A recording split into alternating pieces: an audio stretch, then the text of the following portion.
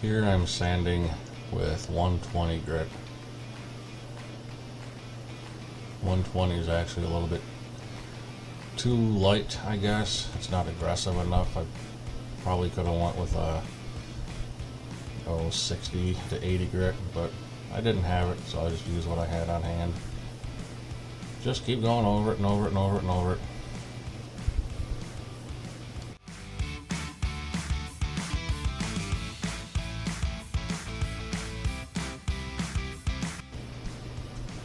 Then you just clean the surface real good, cover up the things you don't want the overspray to hit, mask off with masking tape, any edges or whatever, just to keep the overspray from going all over the place.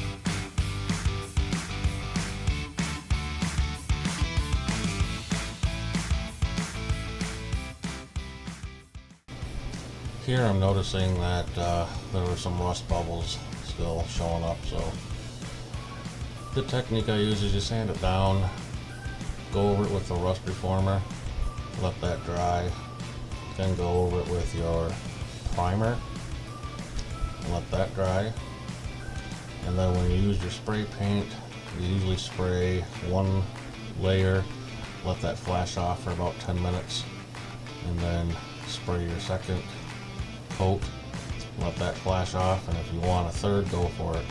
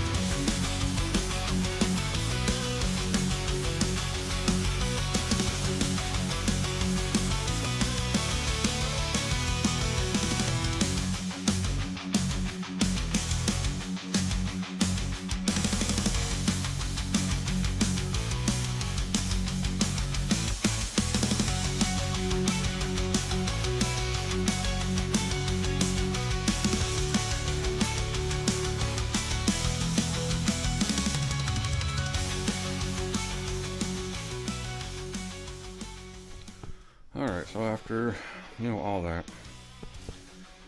looking at it now, yes, I should have probably put a skim coat over it of glazing putty or something to kind of, blend that in better, because you can see it. I'm not denying that whatsoever. Paint isn't really dry yet, but I'll just give you a quick, I'll get you close in there. You'll see what I'm talking about as far as if I would have put a skim coat of glazing putty over that and then sanded it down, it would have blended in a lot better than it did, because, well, you can see where I sanded off the paint, you can see that line, and especially with black, it's really hard to conceal anything when you're using black paint.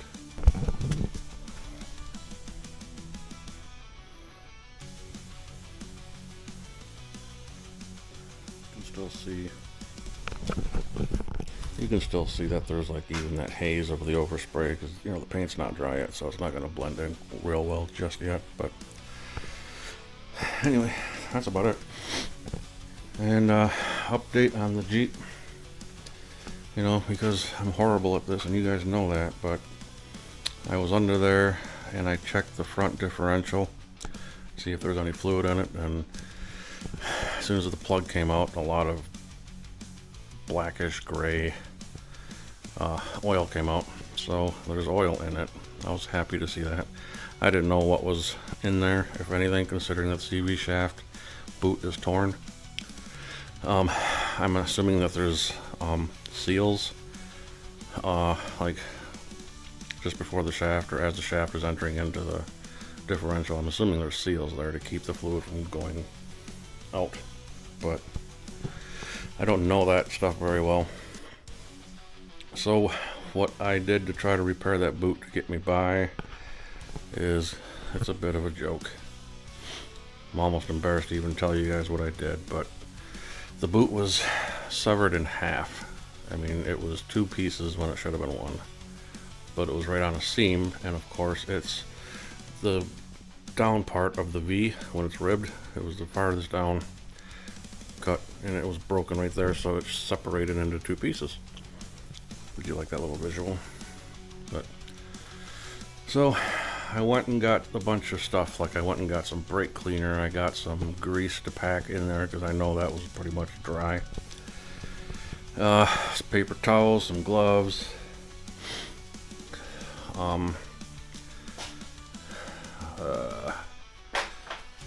Flex Seal tape and Flex Seal spray. And what I did was I repacked that grease in there real good,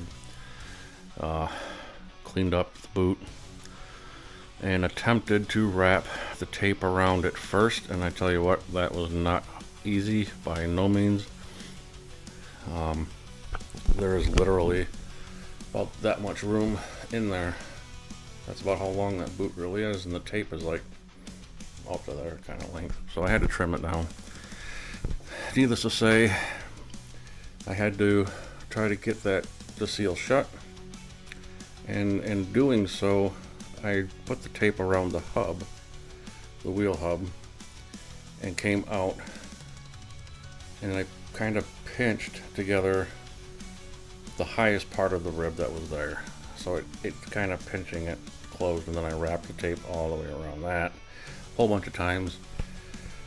And then I also took the spray and sprayed the living shit out of it to hopefully keep, you know, anything debris from going in or my grease from coming out. Now, is it going to work?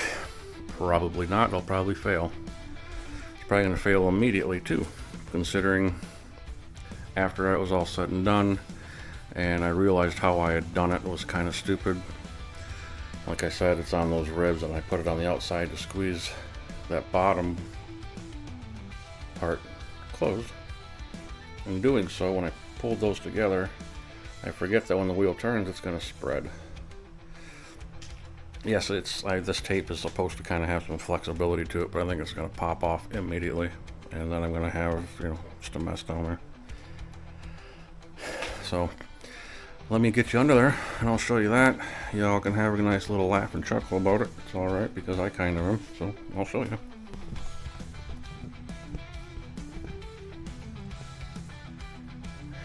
Yeah.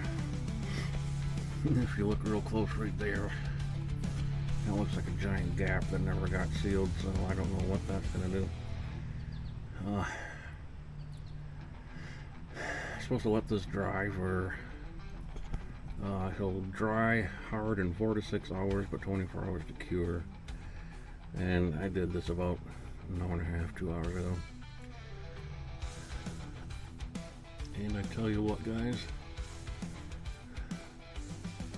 I'm kind of worried about all this oil I'm seeing down here. I'm gonna have to take a real good look at the oil pan gasket. But even up in there, not good. I'm not sure if you can see up in there, but good grief. Alright.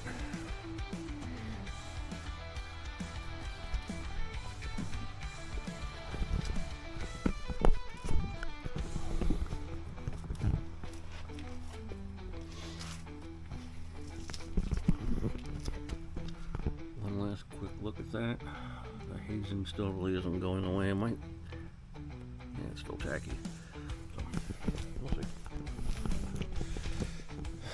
So that's going to wrap it up, guys. take it for what it's worth, I guess.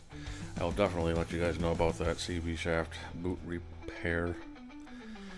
You know, a guy just needs a win, you know? All I'm asking. Simple, cheap win. I knew kind of what I was getting into when I bought it. But, yeah. I don't mind projects, but sometimes it's one of those nickel and dime ones that'll kill you. And in the end, all you did was stick a couple grand into a vehicle that's just going to die because the motor's shot. But anyway, see you guys next time.